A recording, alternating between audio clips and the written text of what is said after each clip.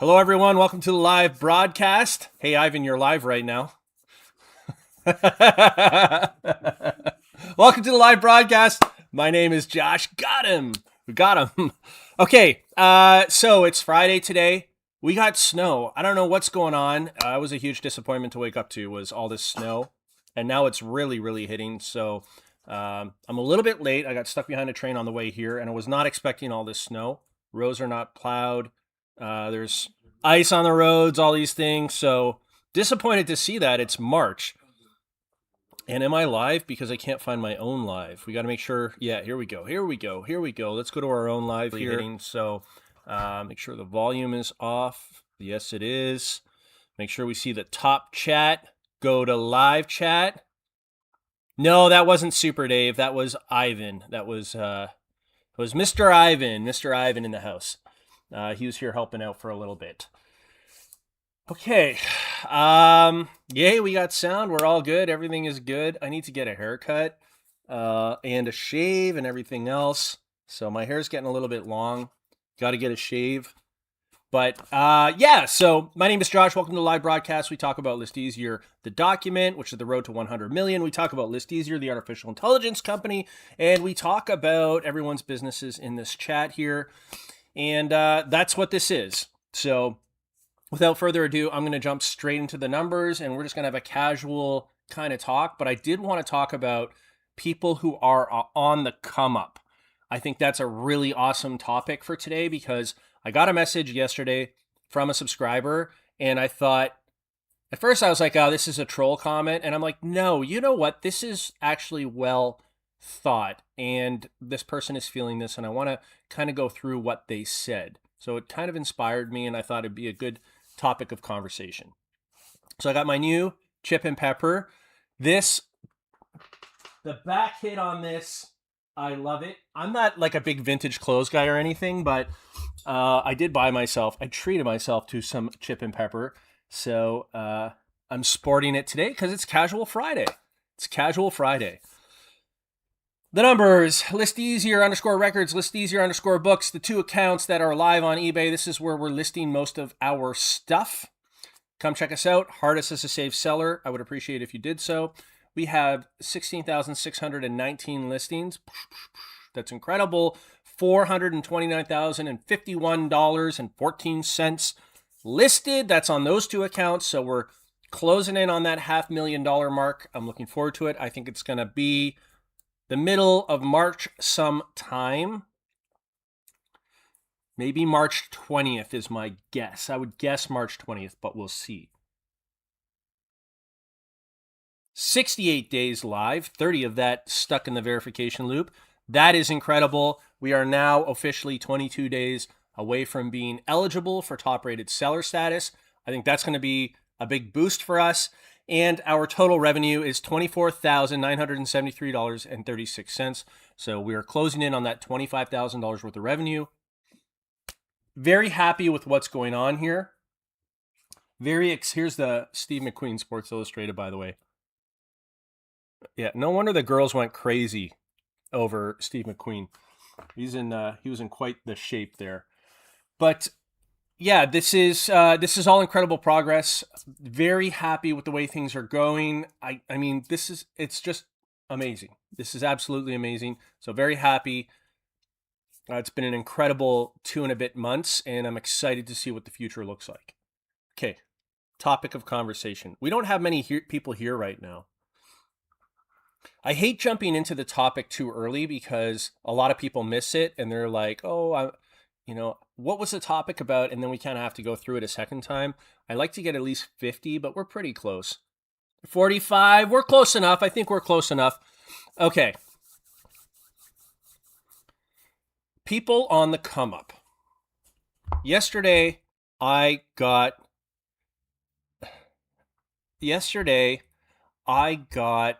a comment from someone who said, why are you talking about Kevin and the fact that he's building his warehouse? Like, that's not inspiring. Essentially saying Kevin is already at the place, like he's already made it. So how does someone making it making it even more than what they already have, how is that inspiring to anyone? You should focus on people on the come up. And I thought about that for a little while. And my initial reaction is we do talk about that. We talk about people on the come up or people just starting out. As they phrased it, why don't you talk about someone just starting out? And I want to kind of walk through this all, because here's my line of thought. First of all, broadly, I do. If someone inspires me or impresses me, whether they have 0 followers or 100 followers or whatever, or none at all, I'm going to say something about it. So I've got nothing to hide. So people inspire me all the time. It doesn't matter where they are in their journey. I love seeing people figure it out. So the ladder, I feel like, in entrepreneurship, is very similar. You can climb it a different way, but it's very similar, the thought processes and the things that you have to do over time to get to where you want to go. Now, people who have already made it, the reason I consider those people inspiring is because they end up having almost like a mentorship status. They become mentors. I have mentors in my life, people who still to this day teach me very, very valuable lessons. And the only thing I can give them back is my respect and my gratitude. Those people inspire me. I look up to people who are in a position that I want to be in, or are in the same position as me, because those are the people who can drop down the ladder and show me the way. Like, what am I missing? What do I need to do still? Which direction do I have to go? What do I need to learn? So without those people, what they could do is just pull the ladder up behind them, which is not what anybody wants. We don't want that. We want them to drop the ladder down so we can all climb the ladder as well. So for me, the people who have made it, not all of them, but a lot of them are the only reason why I could take these incremental steps myself. I'm not where I want to be, but I'm getting there. And these people showed me the way, and it's very inspiring. Now, what about the people on the come up? So there are many people in our community who I would consider are on the come up. And the question becomes, why don't you focus on them? And I say, we do. We talk to them all the time. A lot of them are my friends. They're mid-journey. They're on the come up. You can see the breakthroughs happening. And I do talk about them all the time, and I do find it inspiring.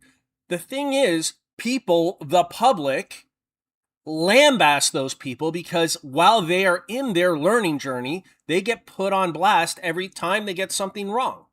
So they put themselves out there, they're learning, they're growing, they're doing this and that, and they're the ones that are receiving the most criticism. You got this wrong, you got that wrong. Other channels will hang them for making mistakes. So, and this is not a shot at anyone. I'm talking about myself right now. So this is not me pointing arrows at anybody else. I'm talking about myself. When I was on the come up, when I was first learning this business, I was getting drilled by people publicly online. Other resellers with YouTube channels, if you've been around long enough, you saw it happen, you were here. I was getting drilled by them. So, those people, of course, mid-journey, you want to showcase that and look at what they're doing, but they're always the ones receiving the most criticism in their journey from this community because they don't always get it right. They make mistakes, they do things wrong, but that's part of the learning process. So definitely they're showcased. Definitely, when you're mid-journey, they're most likely going to get to where they want to go. They just have to keep doing what they're doing. But they seem to get a lot of criticism as well from the community. And then the people who are just starting out, this is a tough one because whenever you just start out, it's like, I forget what it's called. Oh, somebody please, if you can put it in the chat, but essentially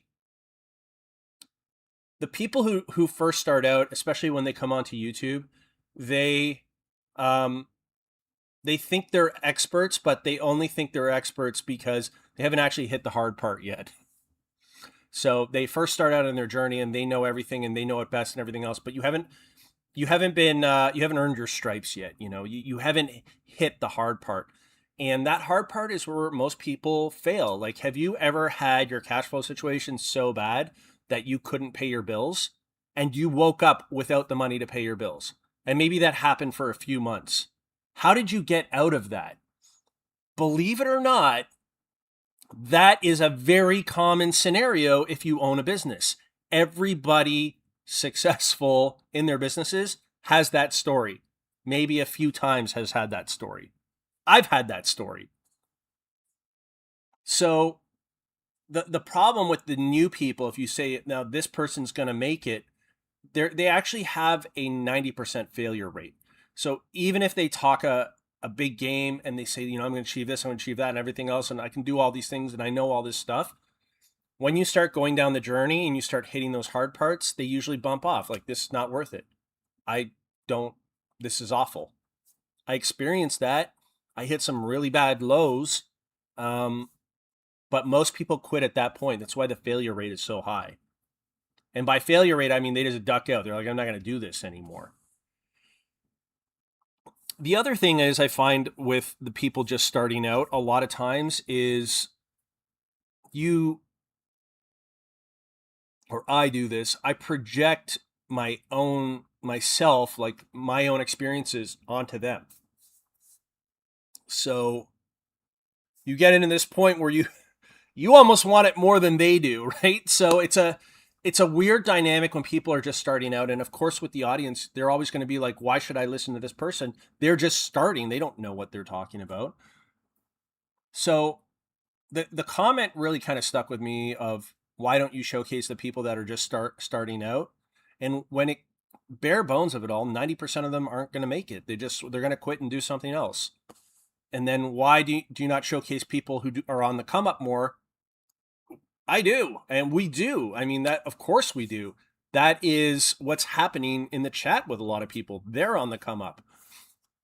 But for me, it's always been people who are in the position that I want to be in. I want to know what they've done. So, for example, I went golfing with someone who I consider a mentor. That person is the same age as me, but they have already way surpassed me in their business knowledge and everything else. So I want to learn from them the next steps. And the questions I was asking was around business structure and tax structure and accounting and these sorts of things. And just having that conversation back and forth with him, I just learned so much. Like, I learned so much because the stuff I don't even know what to ask, he's telling me, and I'm locking it in, and then I'm going back and applying it. So that's why I think inspiration is drawn from people who are at the place that you want to be or operating in the same place that you are. Just as a casual Friday discussion, there's many times that I've come on here and I've seen people with channels that have like 0, and, the community has embraced those people and encouraged them and everything else. And then, something happens where they just turn out actually not to be a great person, or they turn around and they attack the people that helped them come up, all this other stuff. Like, there's a lot of that. And I think that for me, the people that I recognize most are the people who are mid-journey, because, that resonates with me. I get that. And that's an exciting period. And those people have a lot of times already been through the really, really hard parts. And that's where you earn your stripes. And if you can survive that, you're on your way, big time on your way. But I draw most of my inspiration from people who are at places that I want to be. So that's what I talk about generally. Missy B says, was that Super Dave? No, that was Ivan the Great. That was Ivan the Great helping out today. I don't know if you can see it. Which way do I turn? This way. But a lot of this stuff has gone now. So I'm sure it gets filled up soon again, but a lot of it has moved on. Lag says, hello. Good to see you, Lag. Joe says, sound today. That is awesome. Should move my phone away from it. It feels like a casual, kind of slower day today. It doesn't feel like a crazy busy day. Friday is off. Spencer the Oracle is off on Fridays. It's snowing out. That's the kind of day it feels like it is. Dendecor says, high noon at the List Easier Saloon. Let's finish the week strong. Yeah. Bring it home, boys and girls. Bring it home. Time to Sell Collectibles says, we had 4 seasons in Maryland yesterday. Started with a high of 79 and now a low of 24. Yesterday, I agree. Like, we had the same thing in Ontario. It was t-shirt weather, and then it was sweater weather, and then it was jacket weather, and now there's 3 or 4 inches of snow on the ground. Like says, doesn't sound like one of my emails. Snoopy Collector shooting the blood out the hands. Good to see you, Snoopy Collector. Half Beaks Fish says hello all. Good to see you. Steve Vash says hello everyone. Good to see you. Uh-oh, Mike is limping in on a backup computer. Ain't tech great. We got to do what we got to do. We got to do what we got to do. Lag says, Josh, you ever sell so much so fast you worry about velocity reviews? My, like, getting it out in time, I don't think I've ever had. I've had it a few times on my Stereo View website where someone will come in. I think one time they ordered 90 items and I had like a next day shipping and handling time on it, and it was like 6 p.m. and I literally stayed up all night packing those things, because if you know my business, there's some post sale manufacturing that happens, and I was like, oh my goodness, this is crazy. This is going to be a lot of work. But aside from that one time, and I think another time I sold 40, where again I push it right to the wire, I have not had sales where I had to ship the items at that velocity. Tubatic says, hello, Josh. Made 4 lives in a row. Let's go. Also, 4 in a row days listing over 100 per day. That is awesome. Baby steps. No, that's a lot. You're already listing more than what the top listers listed 2 years ago. So don't minimize that. That's incredible, Tubatic. Feel like I'm getting back on track slowly but surely. List easier is giving me the confidence I'd lost over time. Thank you. Just keep going.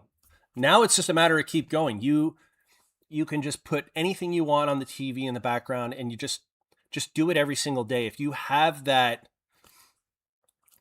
Tubatic, if you have the mindset of an addict, you can do it every day. That was a worst analogy, but it's true. You just like become addicted to doing this process every single day, putting your numbers through, not burning yourself out. Not if you get in this position where you're like, I'm going to crank it out, I'm going to kill it, rein yourself in.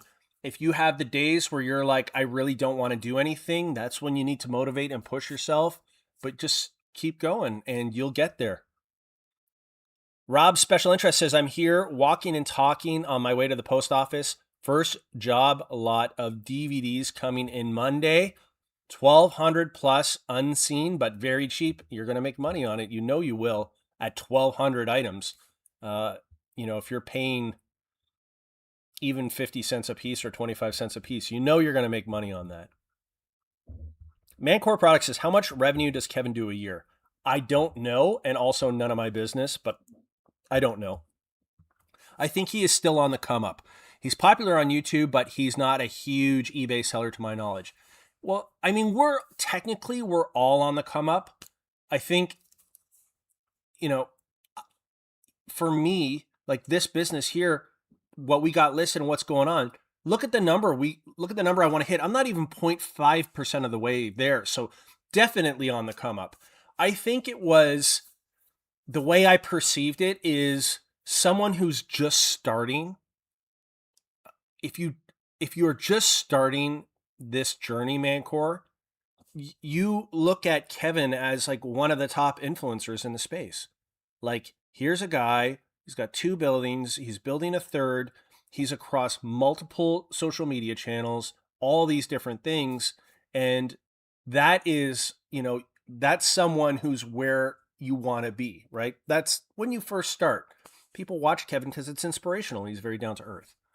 Now, if you have an established business, You might say, yes, he's on the come up. Like, as in, there's still so much more that he can do. 10% of the people will think that because they're business owners as well. The other 90% are like, Kevin is up there. And I can tell you, I see it myself. If you go to any of these meetups or anything, people want to meet these people because, they have inspired them and they've gotten to this place that, they want to be.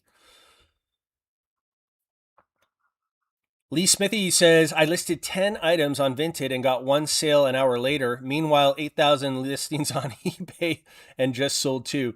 eBay is in this permanent uh, permanent state for the past 5 years of infrastructure rebuild. Honestly, they are. Just when you think like everything is kind of locked in the way it needs to be and everything else, then now they're buying Depop and there's going to be some sort of integration there. They're just in this steady state of building right now. They're in an execution heavy phase. Mancor says, I think his growth will be a good example of building a big business. That's a really good point, Mancor, and I agree. Um, you're seeing, I think you're seeing there a transition to like a very process oriented business.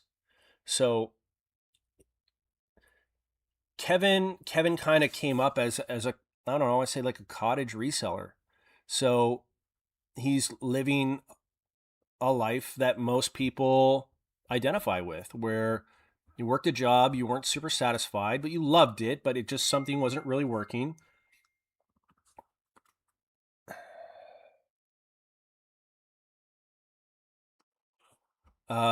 Maybe something wasn't working, whatever. And then the dream is you leave and you build your own thing and you work really hard and, then you expand and you get another shed and you build this community and you become a steward of the community.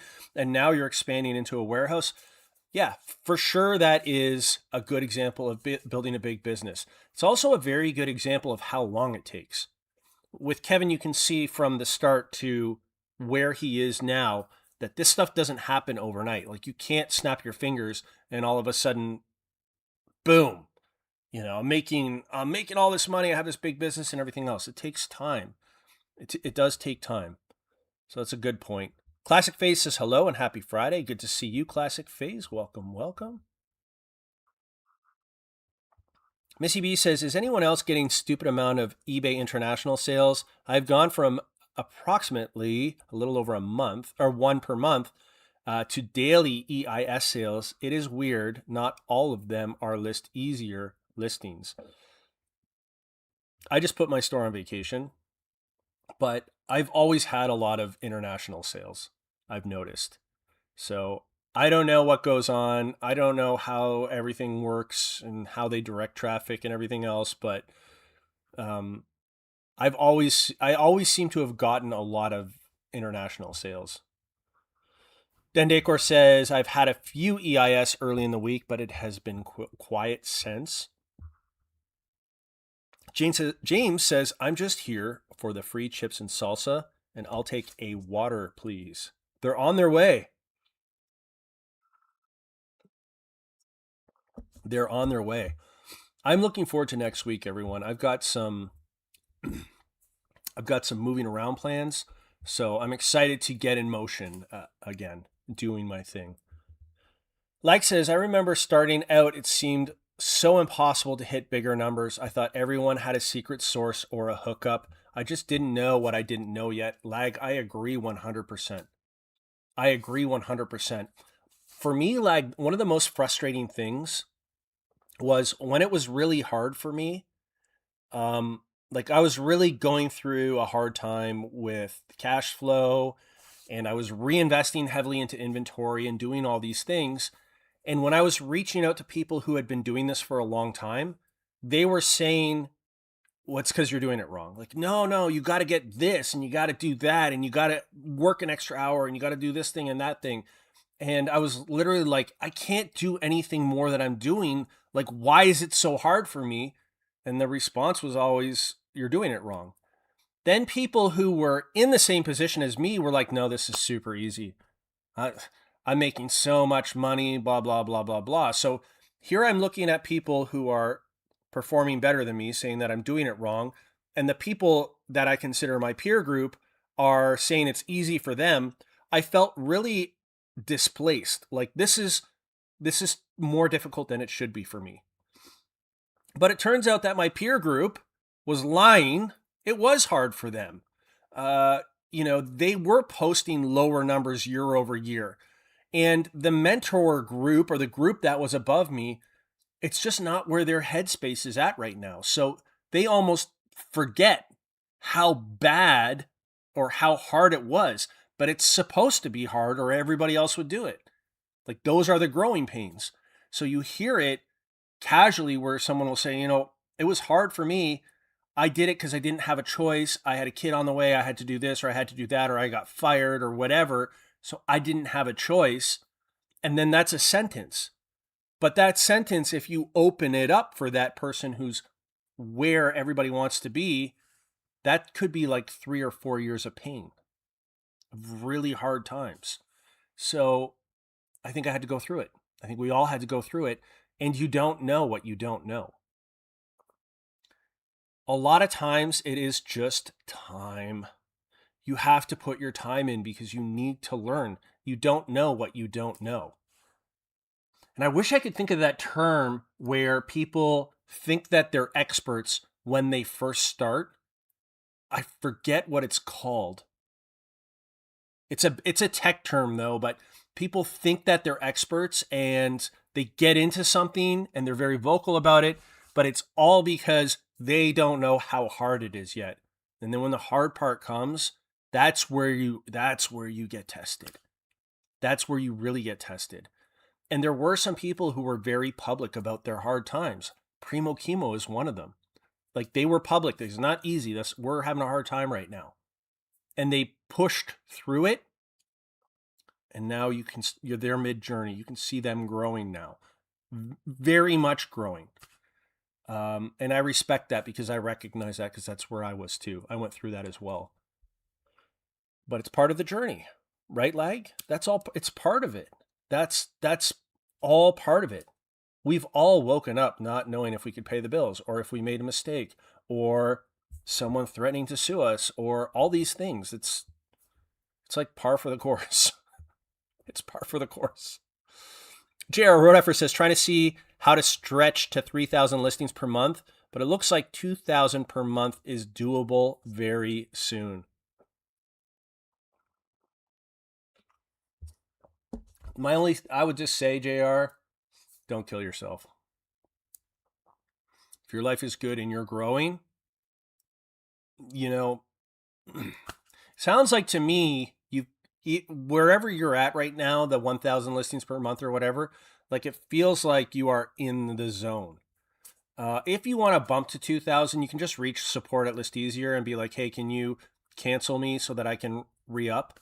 And Dave will sort you out. Dave will give you another 1,000 at the subscription price. But, there's something to be said to be rapidly growing your business in an asymmetry window when everybody else is sleeping at the switch and you have enough free time to actually enjoy yourself. Like there's no panic here. If you're doing it and you're doing it consistently as you are, and you got to figure it out.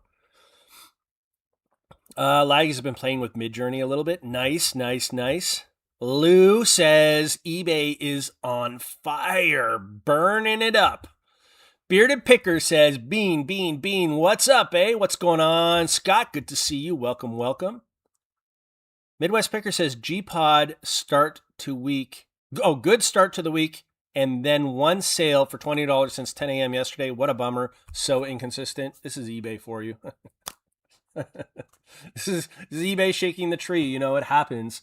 I don't know if it's the nice weather or what's going on or the fact that gas prices have shot up. Like, who knows? Maybe people are watching the wars on TV instead of going to eBay and buying stuff. I have really no idea. Maybe eBay's tinkering in the back end. I don't know what's going on. I really have no idea. But we got to just keep going. We don't have a choice. Can't control it, so we just keep moving forward. And then you know how it goes. All of a sudden you have a $1,200 day or $1,500 day or $2,000 day or $4,000 day, and you're like, okay, everything is all right with the world again. Time to Sell Collectibles says, I have been to the top of the mountain 2 times. Now I am on another path, and I have so many paths to choose from. I think I am just going around the mountain. So what Time to Sell Collectibles is saying is they built, became wealthy, came back down, built, came wealthy, came back down, or maybe still up there. I don't really know. But I've been to the mountain once, I think. Once where I can legitimately say I hit a good level of financial freedom. Well, okay, I would say twice. The first time I didn't realize how hard it was to climb that mountain. I was like a vacuum. I came up really quick and I took risks and gambles, and just as quickly as I went to the top of the mountain, I came right back down again.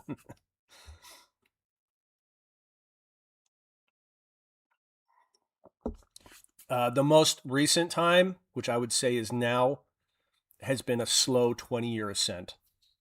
A very deliberate work, really managing my risk, really being patient, extended delayed gratification, all those things, really deeply trying to acquire the knowledge so I don't fall into the pitfalls that I did before, which was decisions made purely on testosterone for me, where I was taking way outsized risks and I'm like, I'm invincible, I can do everything. And not realizing that I was just one bad decision away from losing it all, and it happened to me. Lag says, an eBay seller velocity review is a security check triggered by a sudden spike in sales or significant change in account activity, often leading to temporary holds on funds, listing restrictions, or a red banner in the seller hub. Am I worried that I'm going to get a hold, or we're going to get a hold on our List Easier accounts because we're selling so much? I mean, again, there's nothing we can really do. So I would say for us, we're not going to slow down on the throttle where to the point where a risk may or may not happen. Like, what's the chance of that happening? I spoke with Nitsan, so he's the head of their AI division. When I was with John and I went to a discussion that he was holding with 2 of his subordinates, I guess. I'm sorry if they aren't, but I think they are, because he's the head of AI at eBay. And I said, this is one of the problems that we're seeing, is that people are now starting to use programs like List Easier, and they're rapidly growing their accounts and rapidly growing their revenue. But then on the other hand, you have Trust and Safety watching what they're doing, and maybe then that triggers a velocity review. Although I didn't call it a velocity review, I just called it Trust and Safety enforcement or action. And at the time, they said, well, we're not really aware of that happening. Like, we don't know that that's happening. So we'll look into that. And that was kind of where it was left at. And admittedly, I kind of got them on the spot. I spoke publicly in front of a room of like 500 people, but 100 people, 200 people, whatever it was. But no, we're not going to slow down for that. But also, right now, I wouldn't set up this setup times 5, hire 5 people, and then blitz it and get 5 times the output that we have right now. So we're scaling responsibly. We're satisfying all our orders and customer demands and everything else. If it were to trigger a review where eBay said, look, you're growing too quickly, send us the receipts, we'll do that. We have the receipts. Whatever they want, we're staying above board. Reach out anytime. But I don't want to slow down because of, that a perceived risk, when I think that risk is A, acceptable, and B, manageable. I think that, like, we have all the receipts for everything. We're a corporation. We have to submit to the Canadian government. We submit our payroll, our taxes. We have an accountant. They have all our stakeholder information. I don't think that's a risk for us at this time. Heck, they can watch it happen in real time. eBay can show up. We can send them the receipts, the video, and show them it happening in real time. But that's a good point. And also, like, I've seen that happen with other people too. There was another reseller where I don't know, they just didn't sell at all, and all of a sudden they had pallets of DeWalt drills and stuff, and I was like, dude, what are you doing? Be careful. So, JR says, why are people so weird about success? I never got a job, good advice or inspiration from a bitter person, just saying. It's because, JR, I want to actually answer this. I know it's a rhetorical question, but I want to answer this. It is the belief in the zero sum, that this game is a zero sum game. So if you are winning, somebody else is losing. If you have someone close to you and you guys are on the exact same level financially, knowledge-wise, everything else, you watch football every Sunday, you go drinking together all through the week, gambling, just kind of like farting around, you do your job and everything else, and all of a sudden you start ascending, it makes that person really have to take a deep introspection into their life. So they can either do the hard work of changing and creating more value themselves, or they can diminish and detract from what you're accomplishing. So I think that's part of it there. And then the zero sum thing, where if you are winning, I must be losing. So I think there's that. There's not the mentality of abundance is the harder mentality, but I think that is the true mentality, where JR Rodeffer, Lou Coins, Bearded Picker, Midwest Picker, Time to Sell Collectibles, Lag, Lee Smithies, everyone can do well right now. It's possible for everyone. So take advantage. But I don't know why people are beyond that. There's also a mentality, I believe, and I used to suffer from this myself, that things happen to you and it's outside of your control. And it really took my relationship breaking down at the time for me to understand that everything is my fault. Saying everything is your fault is the most empowering thing in the world. Why is this happening? Why are these people mean to me? It's your fault they're mean to you, because there was a time when you first met them and you allowed that person into your life. You allowed them to speak to you that way. You let it go and let it go and let it go. And that person then thought it's okay to treat this person this way. Your decision brought them into your life. Things happen, illnesses and everything else, and I'm not talking about that. I'm just talking about the mentality of it's my fault.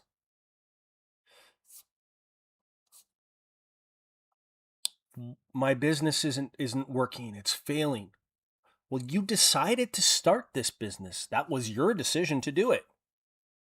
If it's not working, you have to change. Yeah, but this and that and the other thing, it doesn't matter. Dude, you know the rules going in. This thing is hard to do. Like, this is not easy. This is tough. That's the game.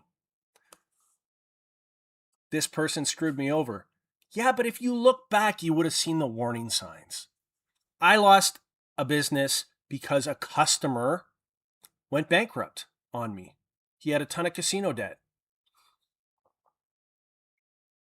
Looking back, before I signed the contract, I saw the warning signs. I knew it. I knew it was a bad customer, but I needed the work. So rather than shutting down for the season early, I just went for it against my better judgment. That was my decision. So that decision cost me the company at the end of the day. My decision. Your employees are screwing around. They're not doing the work. Who hired them? You did. It's always on you. It's always on you. And once you know it's on you, Now you have the power to change, not make those decisions. You know what? Since it's all my fault, from now on, I make every decision knowing that every consequence from that decision is coming back to me. Changes everything. Changes everything. It's so powerful. Lee Smithy says, I'm back to shipping internationally. It's given me a boost in my eBay sales. Post office have an extra 50 pence fee since the tariffs. So I just include that in the postage fee. That's what we do, right? Lee Smithies, that's all we can do. The game changes, we change with it. That's all we can do. My only advice is, now that you're getting international sales, don't turn it off. Just keep going. And then if a government somewhere makes a change again, exactly what you're doing. Price in the change. Maybe turn it off in that period where nobody knows what's going on so you don't get a ding on your account. But once you start seeing it get figured out, bam. Add an extra fee and we keep going. Pass it down to the customer. It's all you can do. Scott says that Lag's dream is to meet me. I'm his #1 influencer. Midwest Picker says, never mind, I just sold a coat. I guess I just needed to complain and get the sale. It's how it goes. It's an emotional roller coaster, Midwest Picker. It's an emotional roller coaster of my sales suck. I don't know what's going on. $200 item gone. Beard is cleaning the keyboard. Coppercat says, morning, everyone. Nice to make a live. Good to see you, Coppercat. Welcome back. Time to Sell Collectibles says, have you looked at the listing quality report from a List Easier account? My books and magazine rank by sales, and you are 2,253 out of 500,000 sellers. I haven't looked, but I also, fully honest with you, don't care. I just know that I know that List Easier is optimizing the best that can be done. And then there's nothing more I can do. So there's actually nothing more I can do to make it better. We could add more photos, but that costs us too much money to do. So other than that, we're doing the best that we can.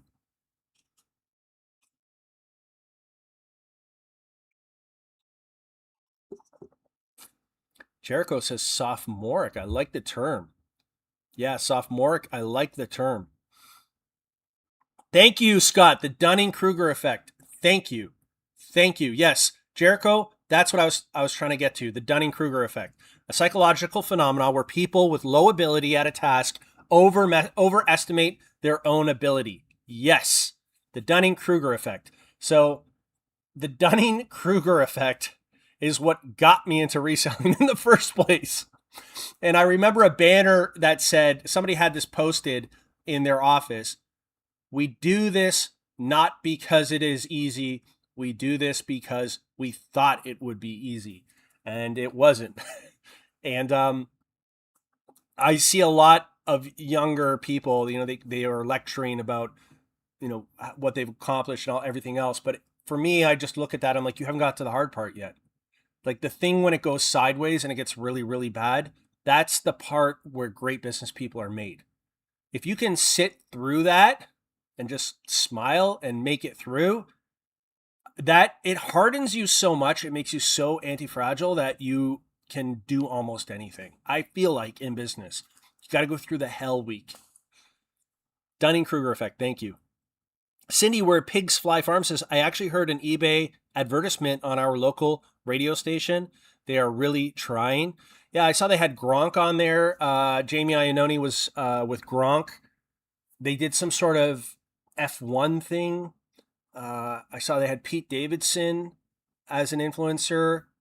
Alicia Silverstone I saw. So yeah, they're definitely reaching out for sure.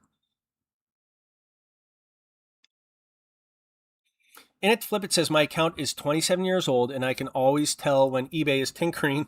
It's usually the first or second week of the odd numbered months. So weird, but yes, we just keep listing. Exactly. And I think for many people in this room, if you look at this month's performance versus the same month last year, If you've been using List Easier for a few months, you're going to see a dramatic difference, and that will then you'll be like, oh yeah, no, I'm actually doing exceptionally well here. Um, like says, I'm worried about a velocity review. Everything is selling like I've never seen. It's like something is broken. It's crazy. Hopefully, lag, you don't get it, but I would say never, never hold back for that. Um, if you if someone is offering a pallet of iPhones for $1,000 delivered to your house, like then yeah, you get a velocity review, But if you have an established account, eBay knows. eBay knows that people are out there building businesses and deal hunting and all this other stuff. I think it really just comes out of from people largely that are kind of coming up out of nowhere. I don't really know. I shouldn't say that, but I'm not going to slow down for a velocity review. It would make good content though. Tubatic says, one piece of advice would you give those?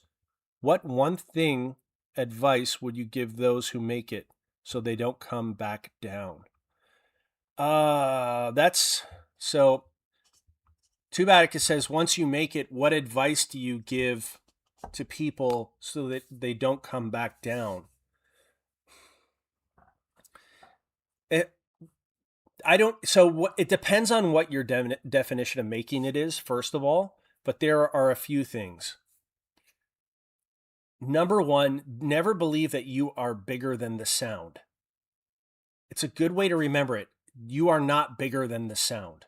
So right now, the AI listing thing is going to create many millionaires. Do not think that it's because you are super smart. It is because the environment has changed and it's creating a whooshing effect. Basically, you are running with a 100-mile-per-hour wind at your back. But when the wind shifts, it doesn't matter what you do, you are then going to be running against the wind. For example, during the COVID times or the shutdown times, people were reselling and it bred all these experts online who I know this and I'm so smart and I'm going to the Goodwill and but really, again, you want to say to those people, you are not bigger than the sound. The sound is, in this case, everyone is stuck at home. Everybody is nostalgic for better times. They can't buy things anywhere and they're trapped online. So all of a sudden, a whooshing of people are coming in and you're selling to them. When the tide turned, now that becomes a headwind where everybody is still doing the same thing, but now the buyers are gone. So now you're in a declining market. AI is the same thing. We are in this whooshing now. The wind is at our back. Recognize the tide will turn at some point. In 9 or 10 years, 7 years, 8 years, whatever, everyone's going to be listing this way. The advantage is gone. So when everyone is doing that and it's like mania, you have to realize, wait, we're in mania, and then take the necessary precautions. Hold on a second here. Hold on a second here. This is mania. I'm not buying any more inventory. We're going to run through what we have. We are going to make our operations lean while everybody else is kind of going crazy. So that kind of thing, the real estate market in 2007, where everybody had 3 houses. My vacation home is like 10 minutes away from my actual house. All this crazy stuff. Everyone's super deep in debt. That's when you're like, this is mania. Everybody's a housing expert. I need to pull back and watch it. So I think that is a big one right there, is recognize those manias. When it's in your head that how can this keep going like this? That's your signal to pull back and relax a little bit. The other thing is, once you make a lot of money, you need to start managing your risk. So let's say you get to This is going to sound ridiculous, but it's very possible, believe me. Let's say you get to $10 million. Let's say 5 million, something like that.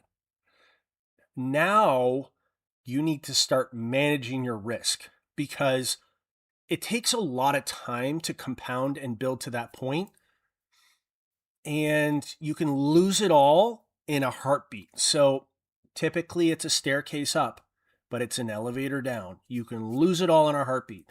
So once you have that capital, once you have those investments, now the focus becomes keeping it. So slowing down the returns and not wiping yourself out.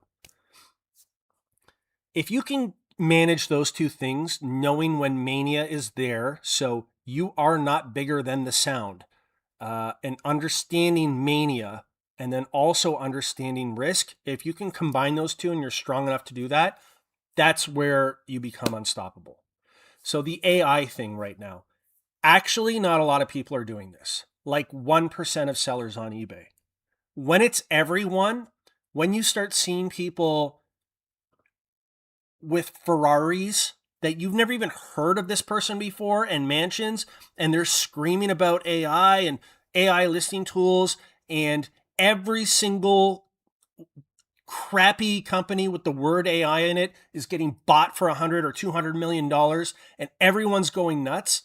That's when you say, time to slow down a bit here. If you can recognize that, time to manage my risk a little bit here. Believe me, it feels shitty. Pardon my French. I felt that with housing because everybody in Ontario was buying houses. I bought mine in 2009 in the downturn. But when 2020, 2019, 2018 rolled around, 2017, everybody was talking about how much money they were making with houses. And these houses that they were vacation homes and Airbnbs and blah, blah, blah. And the banks were refinancing. Everybody's going nuts about it. And I wasn't buying. And I was like, I know I'm right. This is just the wrong time. I does not feel right. But I felt like an idiot around everyone else. Now I'm super glad that I didn't get wrapped up in that hype. It's hard to do, but all of us in this room, we've seen it go bad from 2021. We'll recognize what it looks like the next time. Just don't forget about that. So that's my answer to that, too bad. Howdy, Silver Hair Stacker. Good to see you. Welcome, welcome. Yeah, Lou says, stay optimistic. I've never met a rich, pessimistic person. Yeah, optimism is the harder choice for sure.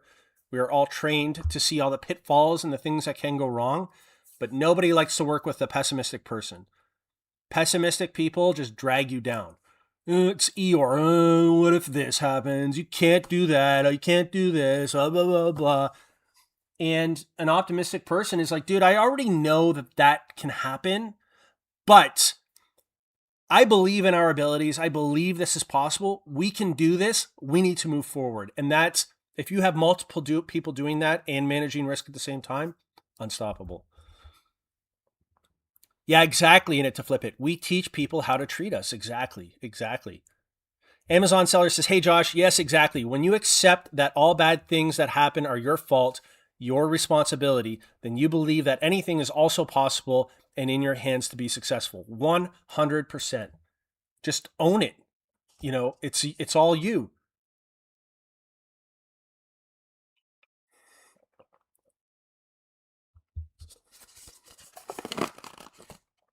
It's all you. It's all on you. Time to Sell Collectible says, everything is not your fault, but you are responsible for your actions and learn from your own mistakes. You only have one chance to make a first impression. Everything is your fault in your life. You can always bring it back to you. The fact that you even exist in this world is your own decision. You can always find the route back to you. It's healthier. If someone says to me, you're to blame for this, my response is, okay, I don't give a shit. Blame me. It doesn't really matter to me.